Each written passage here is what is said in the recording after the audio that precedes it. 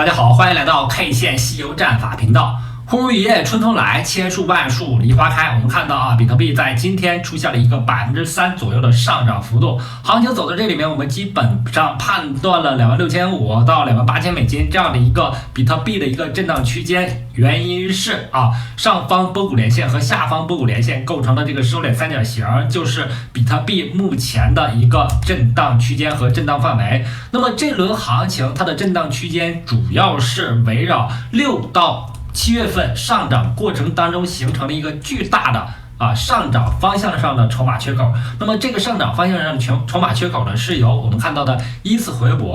我们看到这个收敛三角形接近焦点的位置上发生跌破的一次回补、二次回补、三次回补和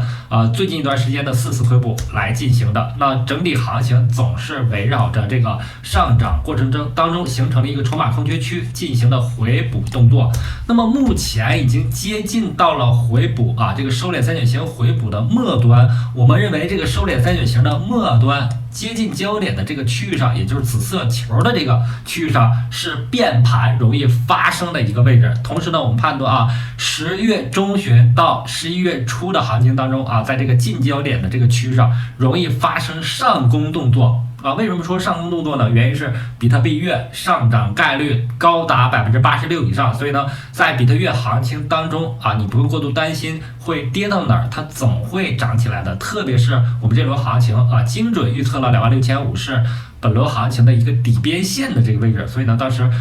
劝大家伙布局多单布局多头。同时呢，这轮行情的主要下跌的币种呢是ETH。我们看到 ETH 在最近一段行情当中始终是围绕着 BTC 的交易对它和 BTC 的交易对处在一个下跌的趋势当中。这个下跌趋势呢，是由我们看到长达1年时间这个起始位置是22年11月份，长达1年时间的下跌震荡过程当中它接近焦点的这个区域上发生了变盘，因此呢，引发了以太坊和比特币交易对的下跌，带动了以太坊的领跌。那以太坊呢，代表了很多山寨币，所以呢，在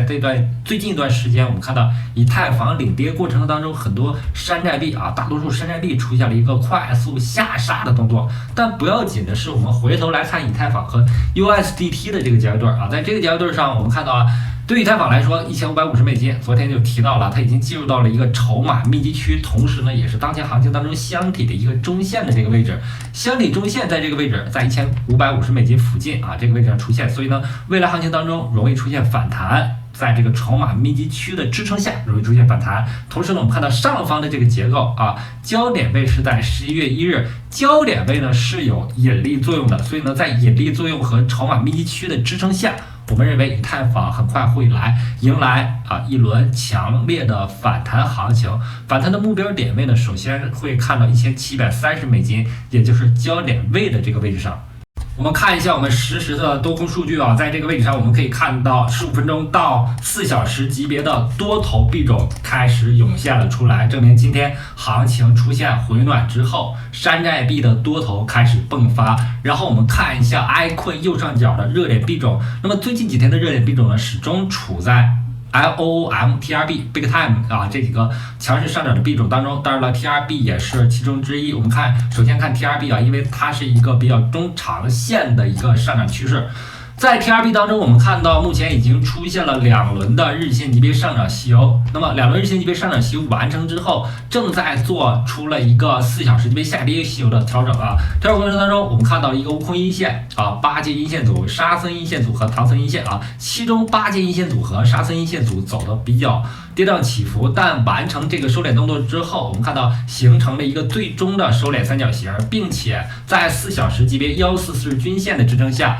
发动了第3轮日线级别上涨吸油。那么切换到日线级别上，我们就可以看到，在第3轮日线级别上涨吸油当中，走出了一个悟空阳线和8阶阳线组，后面上方有沙僧阳线和唐僧阳线。那么这样的话，就可能会发生一轮周线级别的上涨。那么切到周线就可以看到，周线级别上有周线级别悟空阳线、八剑阳线、沙僧阳线、唐僧阳线，完成了第一轮周线级别上涨吸油之后，那么我们就可以把上周的这根阳线当做新的周线级别的悟空阳线。那么本周的这根 K 线呢，作为悟空阳线的干扰性 K 线，也就是说这根 K 线和前面的悟空阳线是可以合并到一组的。那么上方就有八剑阳线、沙僧阳线、唐僧阳线，新的周线级别上涨吸油的一个预期。同时呢，我们看到 TRB 呢是一个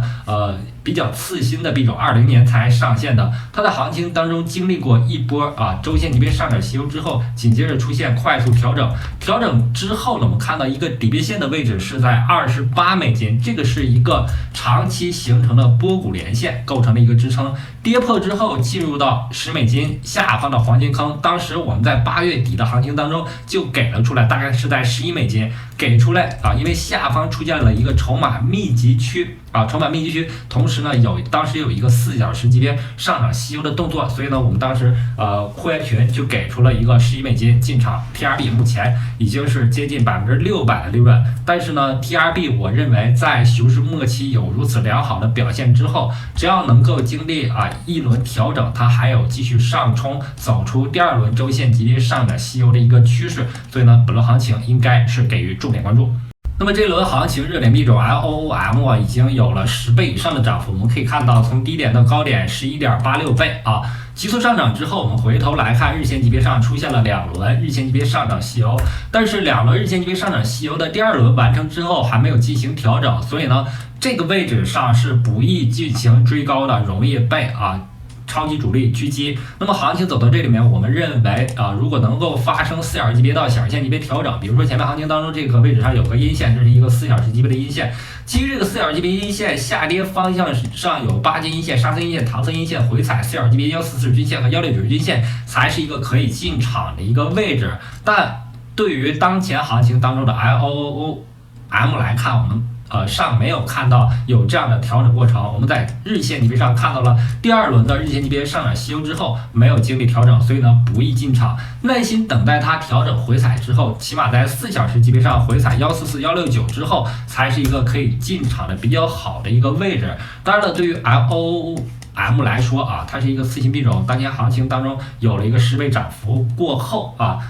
资本和热点必然在这个位置上引起很多关注，所以呢，如果经历了4小时级别或日线级别以上的调整，是一个可以进场补仓追击的一个比较好的机会。当然了，根据 K 线休战法，无论什么样的点位进场，都要分仓然后设置止损，把握趋势，未来才能获得趋势上的利润。那这是我们的量化策略的表现目前已经全部盈利，包括10月9日才加入进来的这个$5000。那么这个策略呢是在 OKEX 交易所跑的，因为 OKEX 和 Binance 交易所有足够的深度，可以为我们合约量化去跑。为什么跑合约量化呢？主要是因为现货的量化的手续费是合约量化的1倍。是合约量化的1倍，所以呢，我们只跑得起合约量化。当然了，我们这里的止损是非常低的，你可以理解为是我们的跑的是0.5倍的现货杠杆只有0.5倍的杠杆。那么也可以理解为就是5倍的合约，然后1/10的仓位就等同于0.5倍的杠杆。这个风险是比较低的，而且我们加入了一个风险预警的一个设置，就是如果一旦亏损1成的话，那么你的合约上的资金会立刻移动到现货资金账户上来，我们就通过我们的 API 就无法进行操作了，就等同于立刻进行了止损。那么这种情况下，在行情一度低迷近1个月来一度低迷的情况下，我们的最高盈利率是19.23%，那么年化最高目前已经达到了145.29%这是一个非常漂亮的惊人的数据。那么好，今天的节目就到这里，非常感谢大家一直以来的支持和鼓励，希望大家能够订阅我的频道，感谢大家，再见。